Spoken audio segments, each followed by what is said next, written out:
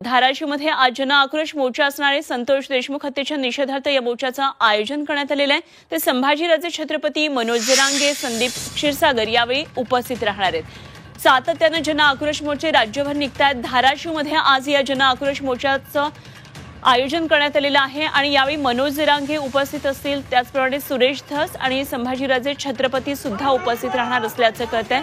त्याचप्रमाणे आमदार संदीप क्षीरसागर सुद्धा या मोर्चामध्ये सहभागी होतील। संतोष देशमुख यांचे कुटुंबीय या मोर्चामध्ये असणार आहे आणि पुन्हा एकदा न्यायासाठीचा हा एल्गार आज धाराशिवमध्ये आपल्याला पाहायला मिळणार आहे।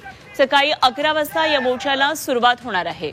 त्यामुळे आजच्या या मोर्चामध्ये काय नेमक्या घडामोडी घडतायत आणि काय भाषणं होत आहेत याकडे सगळ्यांचंच लक्ष असेल।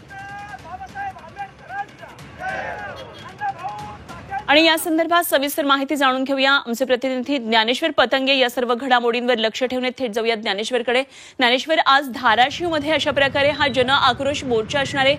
काय नेमकं या मोर्चामध्ये कोण कोण सहभागी होणार आहे, किती वाजता मोर्चा निघणार आहे, काय आणि न्यायाची मागणी नेमकी काय असणार आहे आजच्या मोर्चात?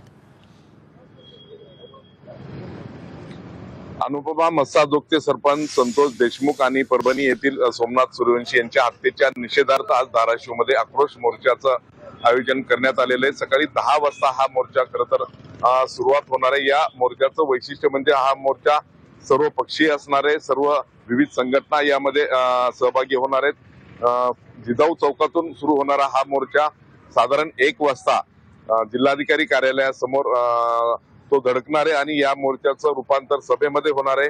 या मोर्चाचं वैशिष्ट्य म्हणजे यापूर्वी जे मोर्चे निघाले त्यामध्ये धनंजय मुंडे यांच्यावर आरोप करण्यात आलेले होते आणि धनंजय मुंडे हे धाराशिवचे पालकमंत्री होणार अशा चर्चा होत्या आणि त्या चर्चेनंतर धाराशिवमधून मोठ्या प्रमाणात त्यांना विरोध झालेला देखील होता आणि या मोर्चाच्या माध्यमातून धनंजय मुंडे यांच्यावर काय टीका होती किंवा ते धाराशिवचे पालकमंत्री होणार याविषयी काय मागणी होती हे देखील पाहावं लागेल। अनुपमा, ठीक, जरूर या सर्व घडामोडींवर लक्ष ठेवून राहा ज्ञानेश्वर। वेळोवेळी आपल्याकडून या संदर्भातली माहिती जाणून घेत राहू। तुर्तास धन्यवाद दिलेल्या या माहितीसाठी।